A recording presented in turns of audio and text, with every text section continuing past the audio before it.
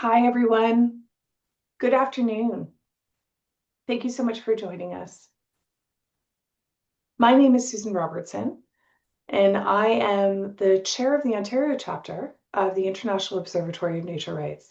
I'm here today with the president and vice president of the International Observatory of Nature Rights, based out of Montreal, alongside our guest speaker, Matthew Sky, who's joining us from Ottawa, Canada, with deep experience in Melbourne, Australia, as it relates to the legal personhood of the Yarra River, which is the subject of this webinar today. So thank you so much for joining me. I'd like to acknowledge that I am joining you from Treaty 19, the Adjutants Treaty signed with the Mississaugas of the Credit First Nation and the Government of Canada in 1818. And so without further delay, I'd like to take a moment and introduce the president of the International Observatory of Nature Rights, Jenny Vega Cardenas. Hi, Jenny. Thanks so much for joining us today. Thank you so much, Susan, for leading this webinar. And thank you again to Matthew for being with us, and the people who are listening to us also. Yeah, they are very welcome today. In fact, today we're going to discuss about the experience of the Yarra River recognized as a living entity. And you will see the difference between the status of living entity and legal personhood. So it's going to be very interesting for us also because they have a very beautiful experience on how they are applying also this recognition that was recognized in the law. So I see also that is like a reconciliation process between indigenous and non-indigenous. You have incorporated into the law also wording coming from the language, original language of Aboriginal people there. So I think it's going to be very rich. So by saying that, I would like to pass the floor to Susan, who is also the leader of the Ontario chapter, but also is water governance and strategic planning and fundraising lead at the observatory. So thank you so much, Susan. Also to you again. Thank you so much, Jenny. Hi, everybody. I can see that we're all trickling in. So welcome. Thank you for joining us. We're very excited to learn from Matthew Skies today, who's joining us from Ottawa, Canada, but is speaking today on his experience on the Yarra River in Melbourne, Australia. Matthew, thanks for coming. Matthew, you're an international environmental leader with 18 years experience working from and with First Nations communities in Australia.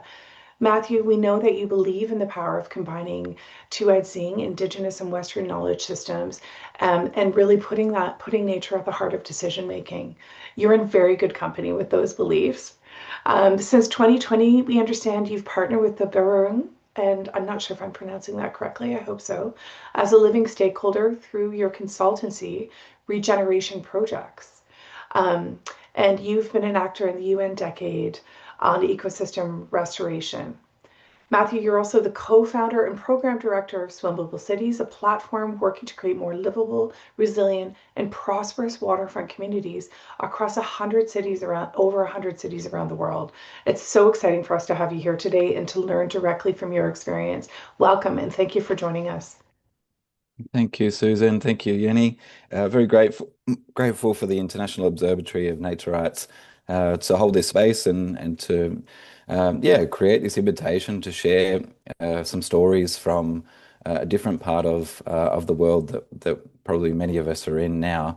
I'm joining you from Anishinaabe lands and waterways up around Ottawa.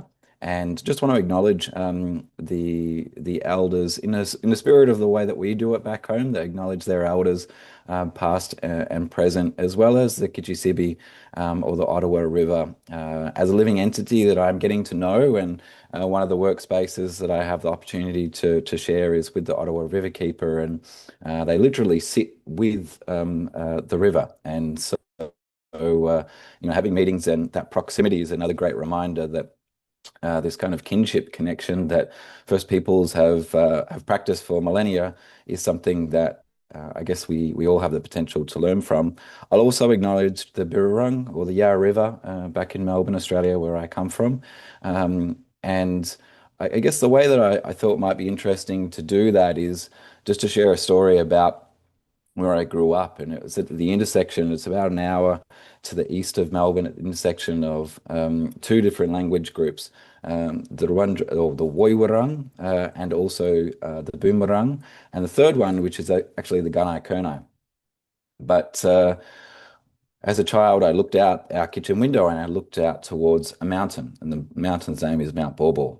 And this is a really, really important place for First Nations people there, because it's connected to the story of one of the spirit creators called Bunjil, or it takes the form of a wedge-tailed eagle. And I would take notice, during the cooler months of the year, whether there was snow on top of the mountain. And of course, in Australia and that part of the world at the moment, it's quite warm.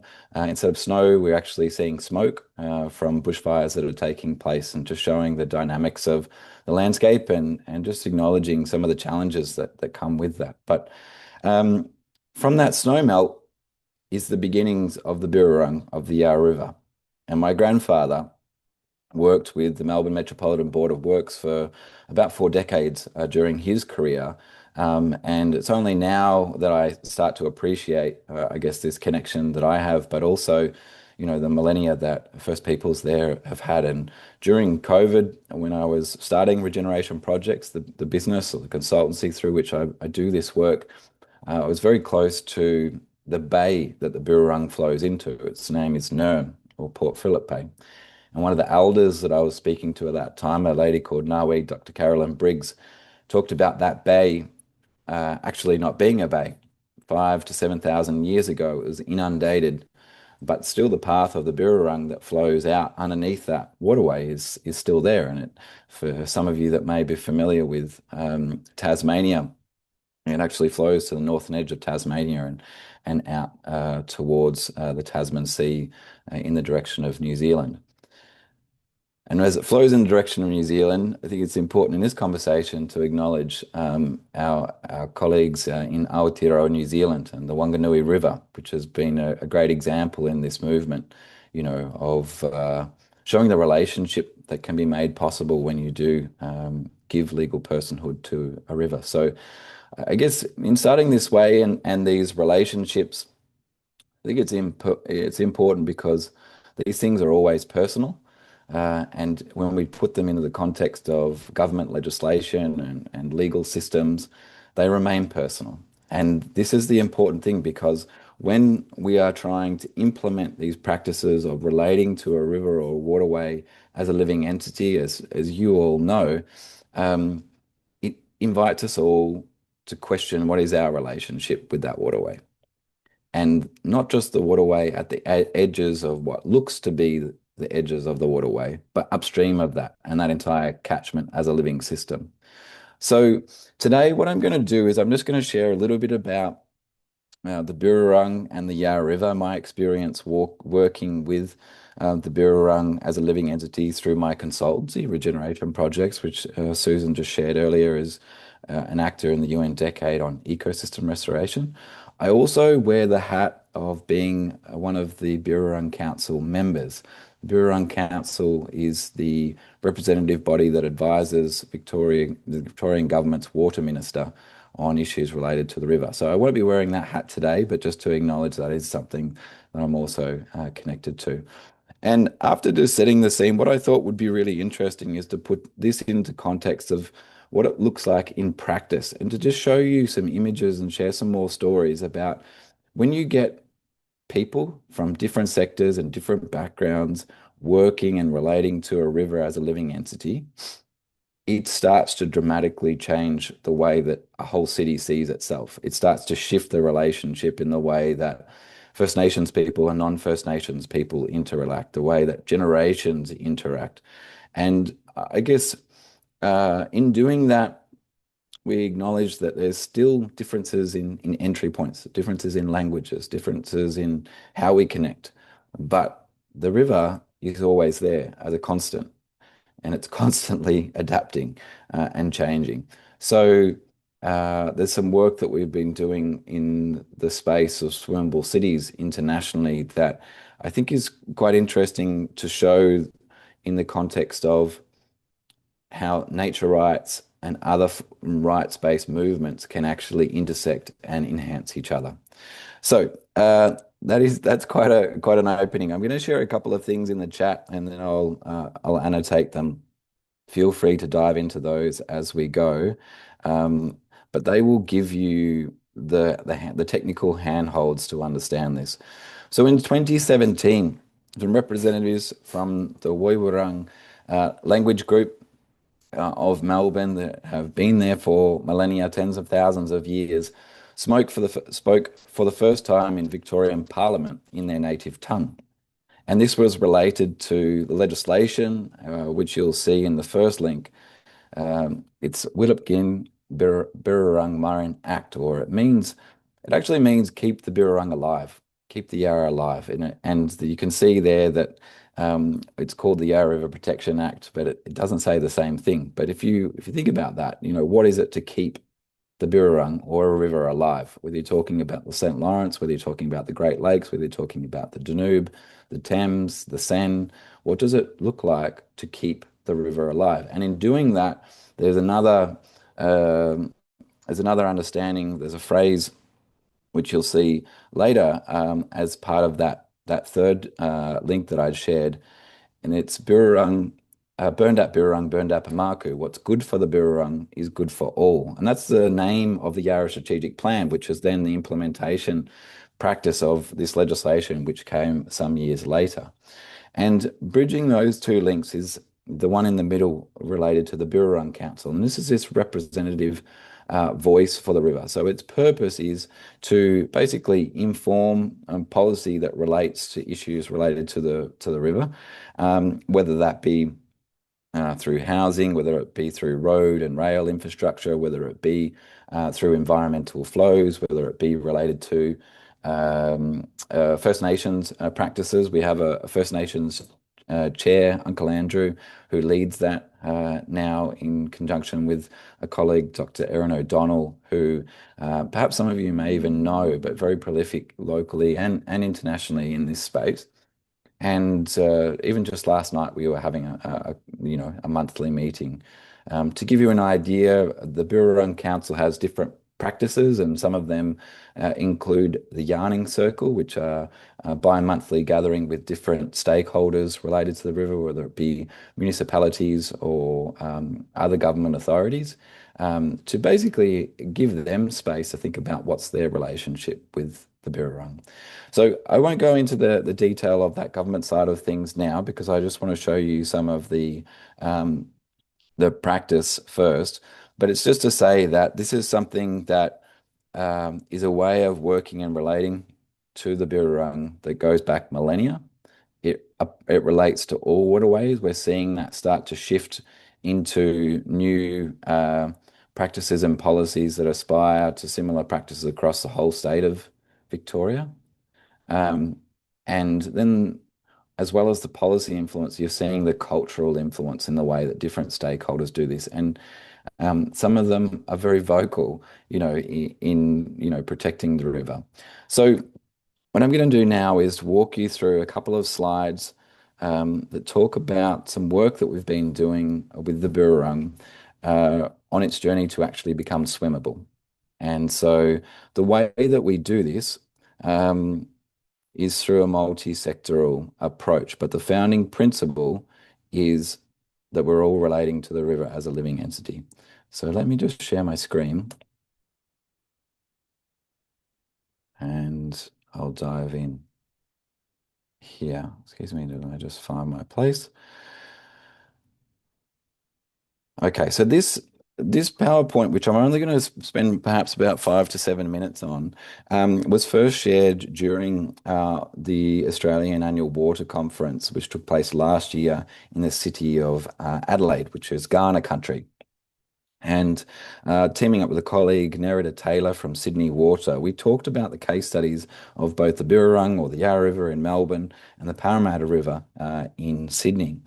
And I guess one of the key differences here is that the Parramatta River at this stage isn't recognised as a living entity. And you'll see when I go through very, very briefly, just some of the ways that it starts shifting direction. So there's strengths to each of the different processes in making these urban waterways swimmable.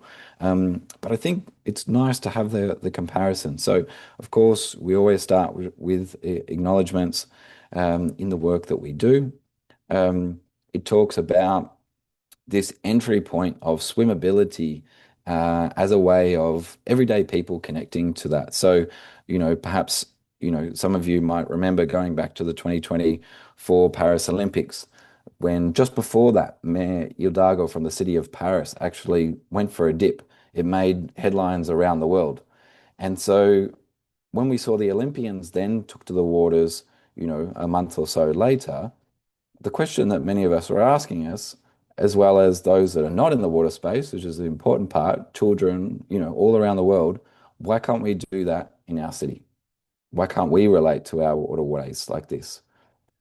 So here they are, Mayor Hidalgo on the left, the Olympians in the middle, and me on the right, actually midway through a meeting with a client, and we actually did a walking meeting, young kind of environmental entrepreneur. We're looking out onto this bay, which is known as Warren Marine or Western Port Bay, often known for seeing humpback whales going past.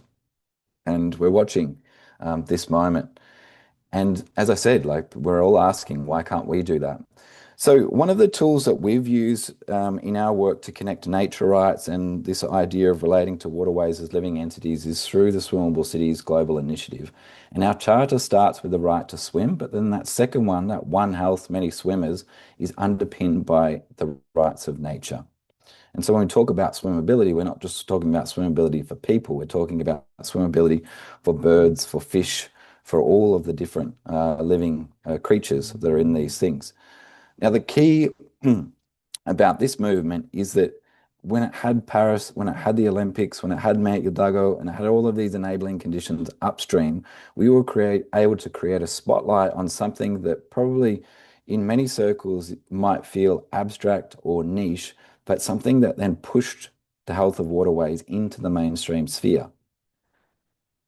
We've built an alliance now. This is an old slide. We have 210 plus organizations across 110 plus cities and towns and 36 countries around the world. We have 16 municipalities, and it really embraces, that multi-sectoral approach. Now, not all of these organizations have urban waterways that are recognized as living entities, but all of these organizations have signed a charter that combines the right to swim and nature rights.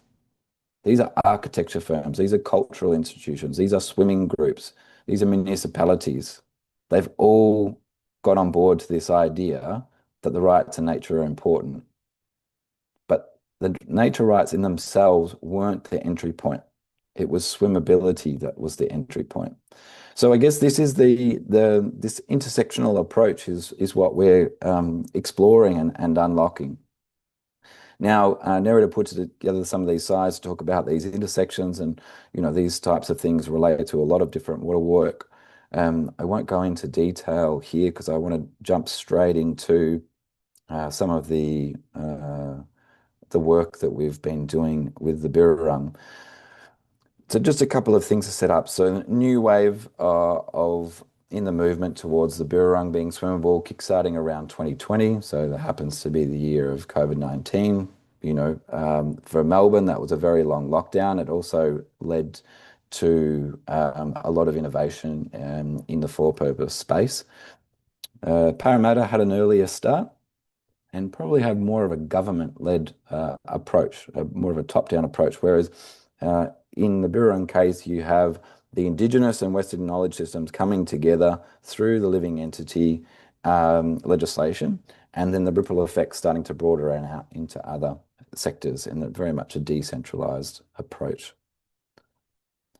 Okay, so this image here, believe it or not, there's a couple of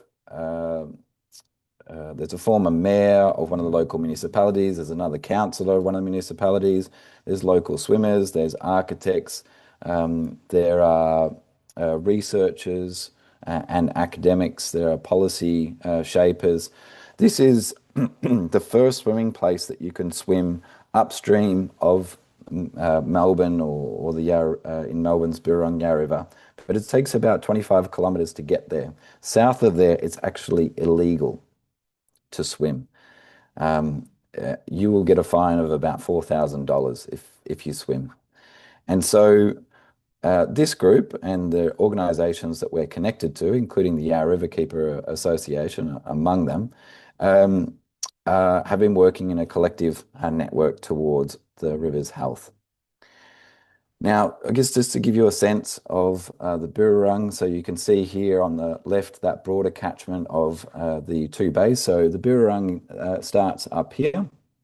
You can see my cursor, and then it meanders down into the city where it flows out into Nurm or Port Phillip. This is Warren or Western Port.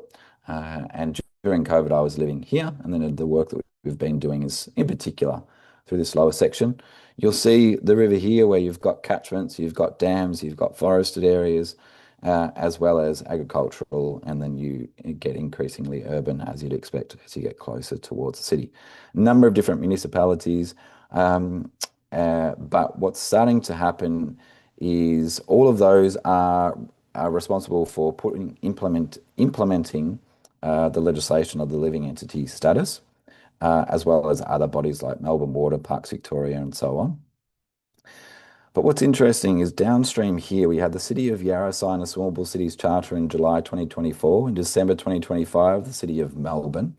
The Mayor of Melbourne then invited all of the other mayors along the catchment to also sign the Swimmable Cities Charter. And the goal is that all of the municipalities within this catchment will actually sign the charter and become one of the few places in the world where that has been possible. So swimmability, again, and nature rights combined through joint responsibility. Going back to history, these living memories with the living river. This is a swim event that took place in the late 1980s. Kids jumping into the Maribyrnong, which is the twin river for the Birrarung, heads out to the west. A series of steps here, but I guess to acknowledge the way that different actors and different organisations have contributed to this, and the way that relates to government-led approaches. The image here of that legislation going through, and you can see the possum skin cloaks being worn, in this case by Uncle Colin, who's one of the Wurundjeri Woiwurrung elders speaking in language in Victorian Parliament. That is the cover of the strategic plan. And then you can see, now I guess this is what I want to get to. So when we talk about these things, they can feel abstract, they can feel dry, they can feel removed. But when you start to see them in these formats, hopefully this gives you some insight in the way that it can be so transformational for communities and cities. This is the Yarra River Keeper Association launching on the left their annual Birrarung River Festival. A community-led initiative supported with government funding now and some sponsorship through corporate organisations. And this gentleman in the middle is one of our First Nations leaders opening the event. And that literally invites, I think last year it was somewhere between 3,500 to 4,000 people across our community to invite and deepen their own relationship with the Birrarung and dive into issues such as around microplastics, understand the advocacy that Jeanette Belitho from the Yarra River Keeper Association and other water keepers from across Melbourne are doing through the Victorian Parliament. You'll see projects like this that were proposed, going back 2016, 2018, and then local efforts where we've run podcasts with different students, with universities and experts from across Melbourne. We've done collaborations with RMIT University, with corporate organisations like Swiss Vitamins, community groups in different languages. So we do events along the Birrarung for the Mandarin-speaking community or Vietnamese-speaking community with the City of Yarra. And this is the vision that we're starting to unpack. What could it look like for all of these swimming places to be made accessible for different neighbourhoods along the waterways? Now, this is all underpinned. Some of these people have lived close to the river for literally a decade and have never visited certain parts of the river. So for us to engage with the river as a living entity, first we need to connect people to the river. I won't go on too much longer. Dr. Loretta Bellato, an absolute champion for regenerative approaches. She did this work with the Birrarung as a case study. Also, Rebecca Olive from the RMIT University. Just pause for one moment. Colleagues at Regen Melbourne have done some work around systems finance underpinned by this living entity approach to the waterway, and a call for more actors to engage beyond the traditional people who invest. Entrepreneurs proposing floating saunas for the waterways. And then, of course, media opportunities that you get, and that put a spotlight on the river in ways that don't normally happen. I'm going to just about finish up here, folks. I just want to finish with this story. This on World Water Day last year, March 22nd, 2025, a group of us took to this spot, which we call Deep Rock, and we couldn't swim. These red lines demonstrate that on that day, the river wasn't healthy. It wasn't living in a way that it should. All of these denote that the water quality was poor. It had rained a few days before, but this is quite shocking when you think about World Water Day being a day when you should celebrate your connection to water, but to know that upstream, all of the enabling conditions in that preceding days were actually meaning that it wasn't healthy. So it was a bittersweet moment, but it was an opportunity to educate people that what we do matters upstream. In order for a river to be living and to be kept alive, we need to play our part. And this is, I guess, when you start to put these tools in the power and power in the hands of people across our community and our society, not just decision makers and policy makers, then these are some of the transformative impacts that you get. I won't go into the Parramatta River, but it's just to say that they've been on their own journey.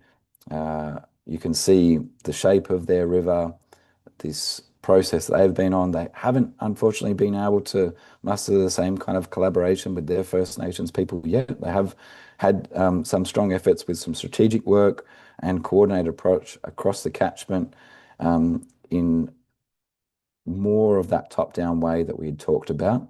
And they have been able to activate and secure an investment for some great new swimming places, but it's been through a different approach. And then there's these visions for new swimming places here.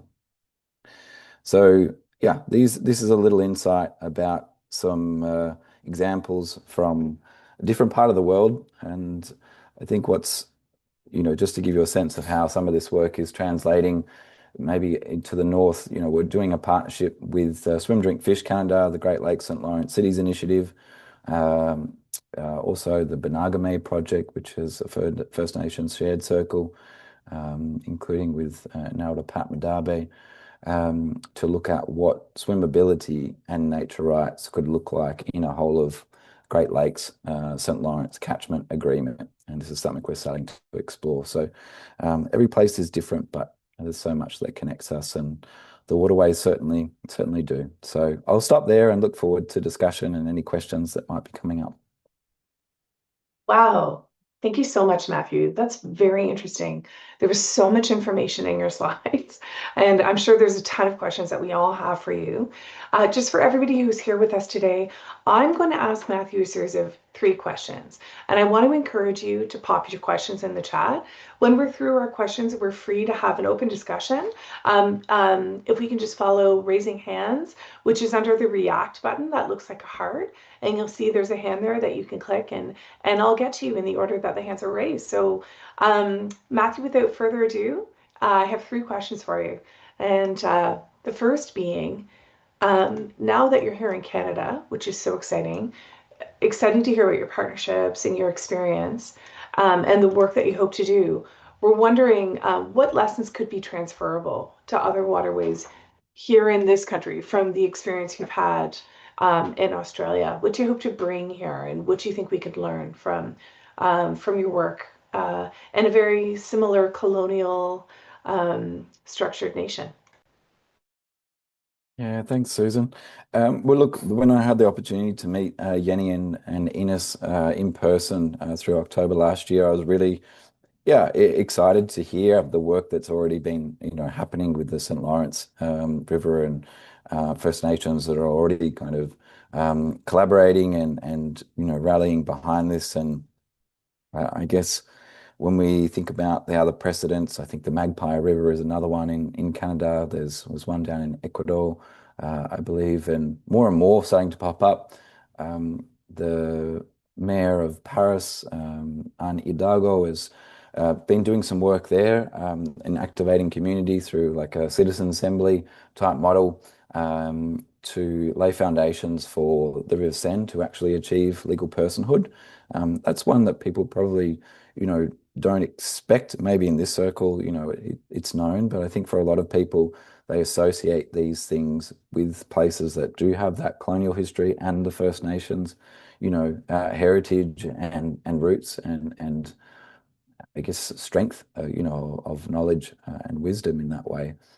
But I think what that shows me is that people around the world are renegotiating their social contracts with urban waterways and with nature in general. We saw that with the COP15 UN Biodiversity Conference, which took place in Montreal at the end of 2022. I was fortunate to be there working with the international ranger sector.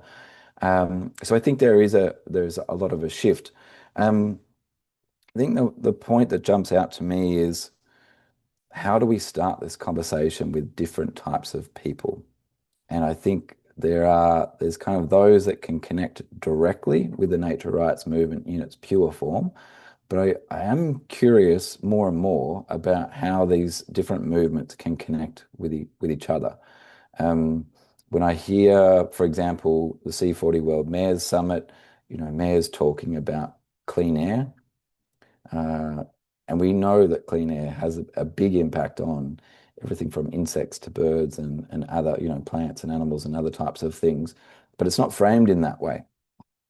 So this effort that mayors are leading within their cities, could that be connected to the nature rights movement? Well, swimmability certainly is. Cycling, what does it mean to change the way that we get around in cities and the pollution impacts of that, but also just the movement impacts? No doubt, that changes the dynamics for animals. Back home, I can remember as a child, driving along roads of an evening and there being a lot of kangaroos and different animals passing through. Now we drive along those same roads and you just don't see those animals. And this is happening very, very quickly. But I think in order for us to unlock it and to see how it can transport into different places, I do think we have to look at how we're living, and that is increasing in urban areas. And we do have to intersect with other movements or other activities in order to unlock this. Because I notice what makes sense in a North American context or a European context or a Latin American context, African context, they're all so different. So there's things that connect us, but we've also got to adapt things. That's really interesting. Yeah, it's truly an integrated collaborative approach, right? And I suppose that's what was pursued with the Yarra River, and even what you're doing now with swimmable cities. So connecting to other movements was my second question. I feel like you've answered it for me already. So we've checked that one off. But I'm curious to know, the approach of swimmable cities and what we have here in Canada, swim, drink, fish, which has been around for some time. And what are the synergies that you're finding with embedding those two movements together? Because I suppose they have the same shared objective. Say, Matthew? Yeah, I mean, just to do, in doing this work with swim, drink, fish and to do some of the research into the backstory across the last 25 years, where Mark Matson has, initially worked through a litigation, point of view, and then used multiple different levers, and then landed in this space where, inspired by some of the legislation that you have in this part of the world, where it actually talks about swimmable, drinkable, fishable waters, and the ways that they're engaging with First Nations people through the Benagame initiative and the collaboration with Canadian Geographic that's kind of getting this principle, Benagame, maybe some of you are already familiar with it, but for me, when I heard that it means, clean water, but also this shared responsibility for clean water, it just yeah, it packs a punch. It's so powerful. And again, I think with the shared responsibility, for me, it's similar to the living entity. Like it invites relationship, it invites action. Um, but then I think, how do you connect people? And one of the things that Swim Drink Fish is doing that I think is really interesting is out in British Columbia, through a collaboration with the Western Family Foundation, they've unlocked close to or up to 75 million Canadian dollars for 5 municipalities to actually start to build swim infrastructure. But if you look at the preconditions of what this involves, it talks about the environmental quality, it talks about the valuing and protection of nature, it talks about the connection and working with First Peoples. And these things are actually possible for First Nations as well as municipalities to apply for these funds. The City of North Vancouver is already activated, so there'll be 6 all up, and they want to do that in different parts of the Great Lakes and Canada over time. So, up here you have such a strong connection with water, some of it frozen at the moment. Um, but it's really deeply embedded within your culture. And I think with some of my background in being in tourism, I'm curious about the way that even the tourism industry can kind of connect into some of this work too. So I'll just give you an example. Back in Australia, through the Victorian Tourism Industry Council, received a fellowship, went traveling around the world, came back, put together with some of the local industry organisations this strategy for what we call the Great Victorian Bathing Trail, 900-kilometre long tourism route linking hot springs, mineral springs, sea bars, river bars across our southern coastline. It's a little bit similar. I think you call it the British Columbia hot springs route or something like this. But these tools actually create really powerful opportunities to connect with nature rights and education around First Nations and ecological, relations with our waterways. So, I don't know, what could that look like, along the St. Lawrence River, a collaboration with the First Nations that you're working with and start to kind of spin off these examples of like, what does it mean to relate to these waterways as living entities. Tourism is a great example of that. Getting Canadians out, getting people from around the world, and knowing that this is how we look after our waterways. This is how we take responsibility for our waterways up here. That's really great. Yeah, I've done quite a bit of work in tourism as it relates to waterways and trails in the past. And, it's interesting to think about the intersection of nature rights with that, because it comes with investment. Like the swimmable trail was something I saw in your presentation. I thought that looks so interesting. What's that about? Mm. And, but there's always a double-edged sword with tourism, isn't there? Because then sometimes those areas get overused. And what I think is interesting is trying to find the intersection between watershed management, watershed planning through 2IC, and then investment that flows from the watershed plan that can include, cultural tourism and ecotourism, and those things together as a way of advancing Aboriginal rights and promoting watershed awareness and protection.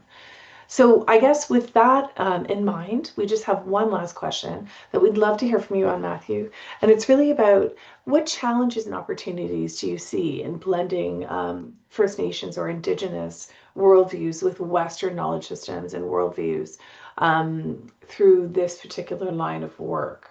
We're curious, just from your Australian experience, how that's gone, and if there's anything we can learn from the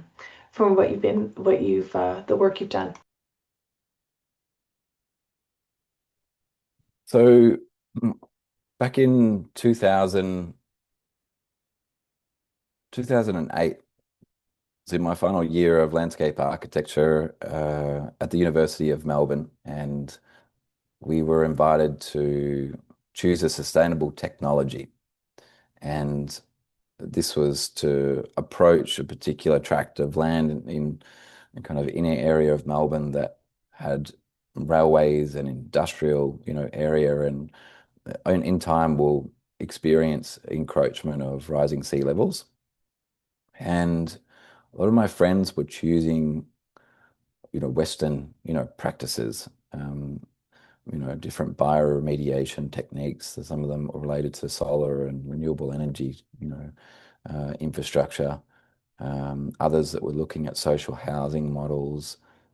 And the technology that I chose were songlines. Songlines are connected to Australia's First Nations culture and essentially trace the paths of the spiritual ancestors of First Peoples during the dream time. But at a closer look, they are incredibly powerful devices for embedding knowledge of place within the landscape in ways that shape the way we live and make decisions at a day-to-day level. So I flew up to northwestern Australia to a place called Broome. Um, I lost my bag. I didn't have a bag for 24 hours, which was great. I got pajamas, I think, from Qantas or something, and wore the shorts for the rest of the whole trip because they were so comfortable. But I spent 9 days walking along this songline, the Lurujari Dreaming Trail, with the Galara Blue community. And by the end of that 9 days, I didn't see the same place. It was a completely different lens. And the interconnectedness that I saw and was presented that landscape through reminded me of some of the ways that farmers back in my home region of Gippsland relate to their landscape. Not the same, but similar. So I started to look at the site in Melbourne in relationship to pathways, to waterways, to songlines, to trade routes across the whole of the country. And I guess when I think about the work that I'm doing now through Swimmable Cities, where you're working with people in 100 plus cities and 36 countries, like all of the water meets. You literally just follow the drop of water down this street. It heads into the Ottawa River, heads out towards the Great Lakes, and then it ends up in the oceans, and then it connects all of the other water droplets. So we're on this blue planet together. Um, but the thing is when we start to intersect with Indigenous knowledge systems, there's a lot of wisdom. There's things that we find that are similar and timeless and universal, but there's also some really important protections and cultural safety aspects that we need to put in place. And we need to create clear delineations of when we're working in a secular space and when we're working in a cultural or an intercultural space. So the acknowledgements of country is a way of kind of grounding and creating that shared space. But it also means that when knowledge carriers from First Nations elders or other leaders within the community are sharing that, that's theirs. And so when we do enter into agreements or partnerships, or we do embrace this two-eyed seeing, yeah, we need to educate ourselves. And that's, I guess, for me, in an ongoing journey since then, and it's still an ongoing journey. But some of the marks that I see, like in the mainstream, you walk into a bookshop back in Australia, and in the kids section, you've got a proliferation of First Nations books, which is brilliant because they're getting exposed to it from a young age. At another level, the voice or the referendum on the voice to Parliament, which Australians voted on back in 2023, which wasn't successful, looked at constitutional recognition of First Nations people, but it didn't get off the ground. So I think what I notice is that in Melbourne, from what I'm seeing, the Birrarung and its relationship, or our relationship to it as a living entity, is something that mayors are adopting, business people are adopting, children are adopting, people across the community are adopting, and they know that this has its origins with First Nations people. So I think that's something really, really powerful, and it's different from political and government leadership. But um, I'm still learning about what's happening here in Canada and and in the north. But I can only hope and see that there's the same kind of underlying cultural transformations that are taking place and will continue to take place, and that water can be a really powerful vehicle for that. Yes, it certainly is. And it's going to be exciting for us to hear your learning journey, as welcoming yourself to Canada and learning about the 660 plus First Nations from coast to coast to coast. So buckle up, Matthew. There's a lot to learn, and we look forward to you diving into that. And now we want to thank you so much for taking time to sort of share your thoughts and your work and experience with us here today. And I want to open the floor now to anyone who's with us, to ask any questions that we may have of Matthew while we have his time. So feel free. I see a hand. Alara, hey, welcome. Go ahead. Hello. I wanted to go back to the sort of swimmable cities network that you've been building, which includes both corporate and different cities actors across. Because you mentioned that the entry point was more swimmable cities, but it included eventually led to a sort of buy-in into the rights of nature through the pledge that they signed, if I'm correct. And I was really curious if you how you saw that buy-in, if you feel like it's led to an actual genuine sort of interest in the rights of nature that may have a prolonged effect, or if you feel like it's more of a tentative relationship, and how you view that relationship. It's a really good question, and I'm just going to put the Swimmable Cities Charter into the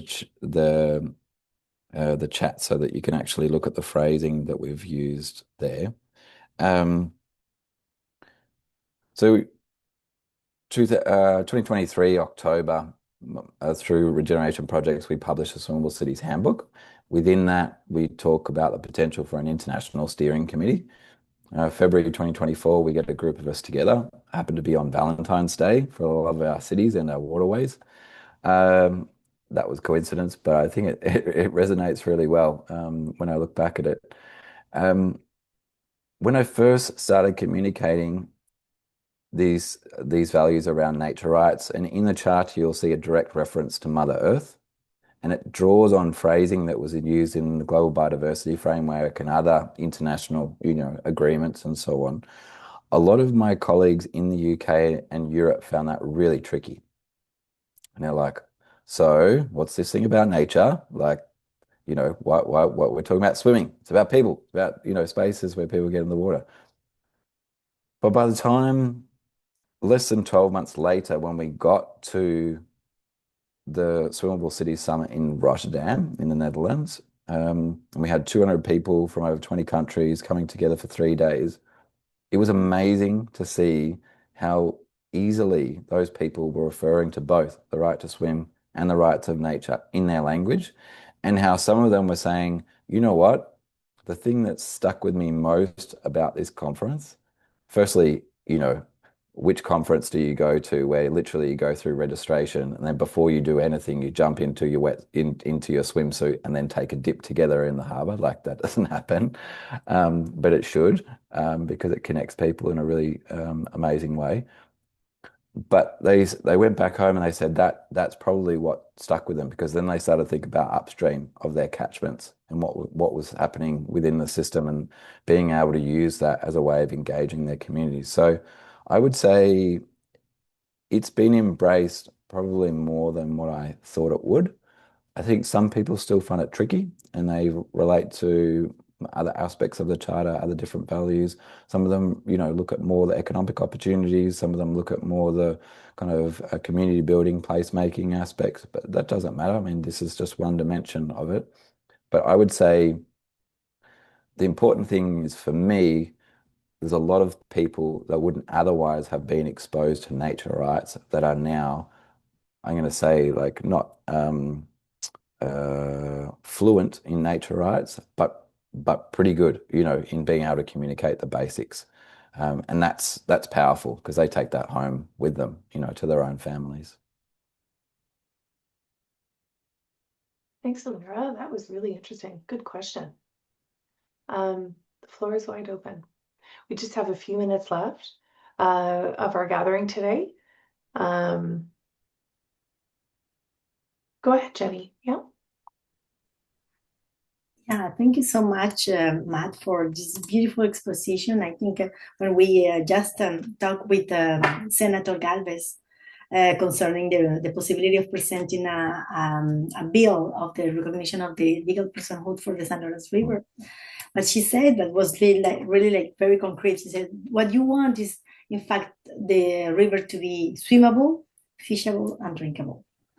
And we said, yeah, that's it. We have already, that's going to be wonderful.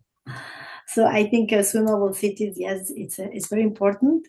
And also I see that what you have exposed today can let us think that we are really seeking for a new concept for rivers, because we can no longer consider them as just merely objects. So we have the legal persons, or legal because of the legal personhood, living entities, as you exposed today for the Australian case. We have combined both of them in the Magpie River, so legal person and living entities at the same time. And Germany, they recognize the ecological person, so nature as an ecological person. And we exchanged with a scholar, Victor David, a French one, who constituted a new category for the Kanak people in it's part of France, but it is not France. So it's the Kanak people.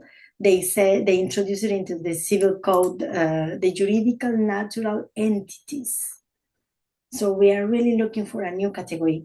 So which of those for you could be the ideal one? If we could like choose one, say this is the best. I know that we need to go around the possibility, what can be possible. That is also important to achieve. But what do you think is the ideal category for rivers? Wow, that's a tricky question. Can I give you a diplomatic answer? I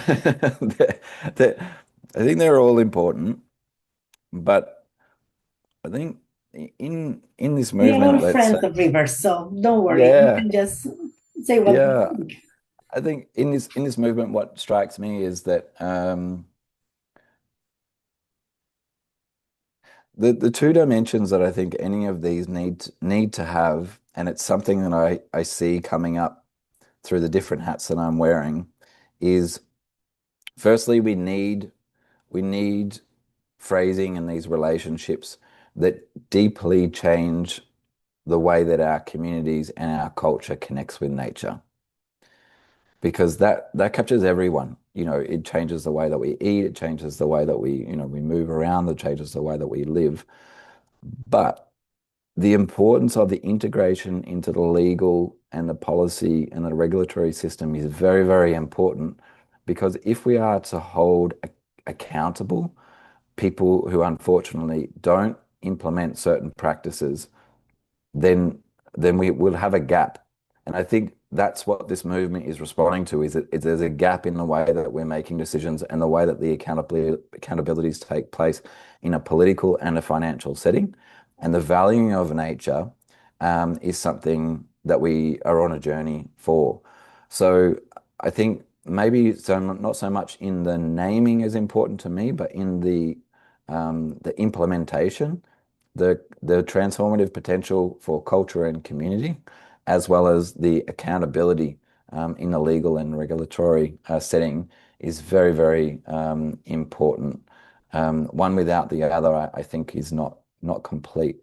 And yeah, the financial being connected to this very, very, very closely. Because if we don't value nature in the way that our economic system works, we're missing out. And one of the champions for swimmable cities, an advisor for our work, is a gentleman called Henko Vink, and he's the Global Commissioner for the Global Commission on the Economics of Water.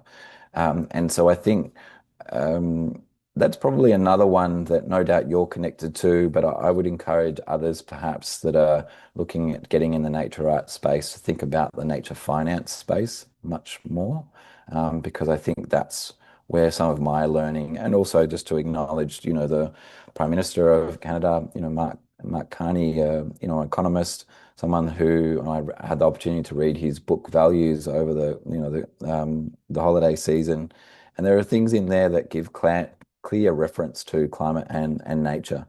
And so I think while we've got people in positions of influence like that, then we should seize those opportunities and also actively grow more, more leaders of the next generation who can step into similar roles with those same mindsets. So there are a few insights. That's wonderful. Thank you so Answer. much. Thank you. Go ahead, Susan. The floor is yours. That's great. Thank you so much, Jenny. It's great to hear from you with your knowledge and insights as well, and the type of question that you would have for Matthew. So just with a few minutes left, I'm just gonna give another round. Is there any last questions that we may have from our gatherings today?